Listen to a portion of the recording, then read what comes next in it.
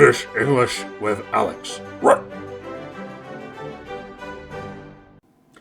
Hello and welcome to British English with Alex. Today I'm going to go through another 5 bits of British slang that I use fairly often, probably nearly every day I'd imagine, but will be really useful to you guys to try and make you, or try and increase your vocabulary, try and get you using more British English opposed to probably the American English that you're used to. Not that there's anything wrong with that, but you know, just in case you want to just watch like British TV or want to speak a bit more like British people. So hopefully these 5 bits of vocabulary will help you out with that.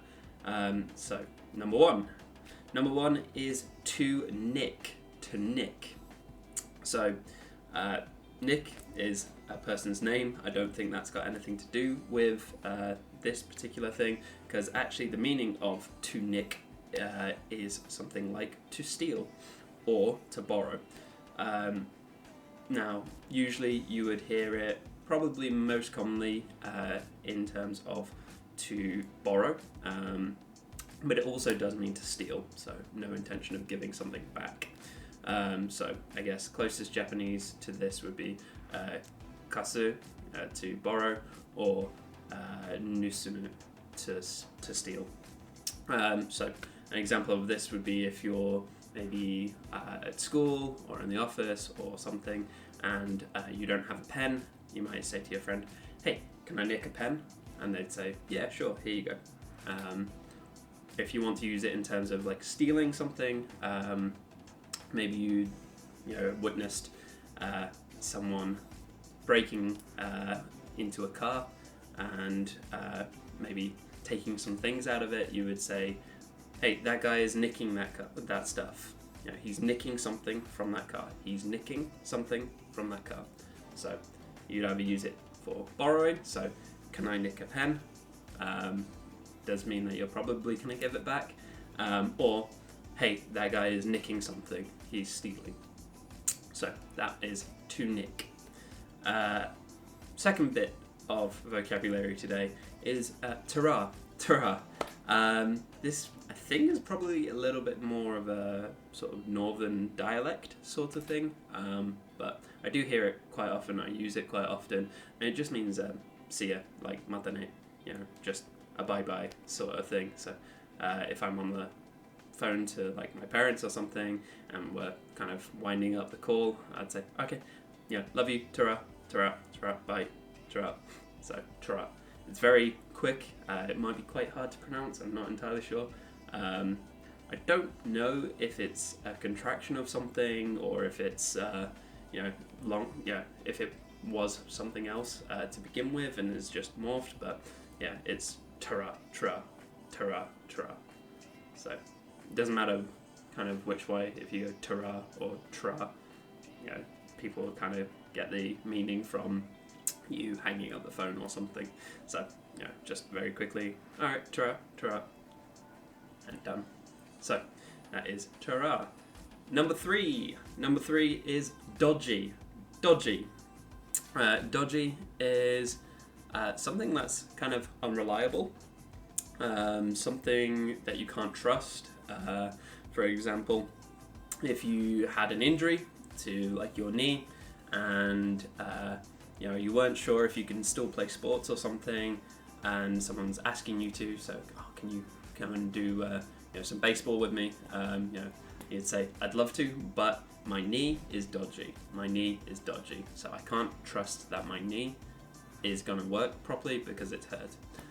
You can also use it to describe something like other things that are broken. So the car is dodgy. It doesn't always start, so it's dodgy.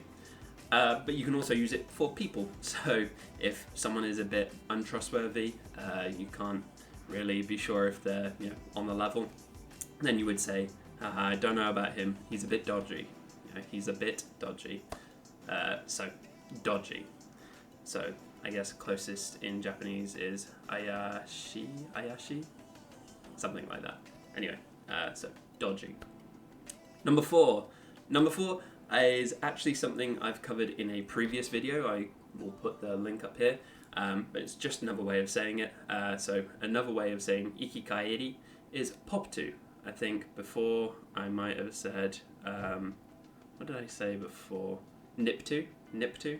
Niptu. To niptu. Niptu, I guess in Japanese, closest I can think of is ikikaeri.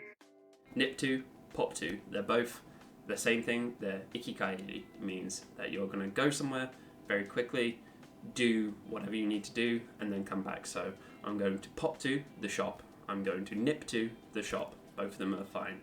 I'm going to nip to the bathroom. I'm going to pop to the bathroom. So pop to, nip to. They're both the same. I think I either covered pop to or nip to in a previous video. I'll put that up here. But yeah, just another way of saying it. But I hear both of those very often. So pop to or nip to for ikikaeri. Okay, the last one I'm going to go over today is wobbly. Wobbly. Wobbly means that something's not steady. It's a bit shaky. But it's also used for tantrum.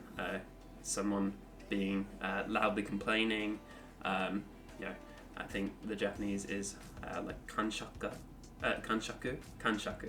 Like, yeah, maybe, complaining about something. A child, if you're going shopping or something and they ask for some sweets or a toy and you say no and they start crying and all that, they're throwing a wobbly.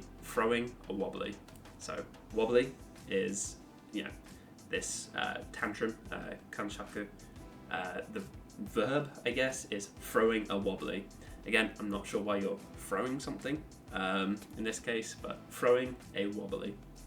So you might be at the shops, and there's a mother and child shopping, and the kid is having a tantrum, and you might say to your friend, "Look at that kid, he's throwing a wobbly." He's throwing a wobbly. So wobbly is the last one of these. So hope you found those interesting. Hope you maybe get to use those at some point. And I hope if you hear them, then you'll recognize it. Wherever you're listening to them on TV or talking to British friends or something like that. But anyway, hope those are interesting. If they're not, then let me know what is more interesting in the comments below. If there is some sort of question that you have, something that you'd like me to cover, go ahead and leave me a comment on that as well.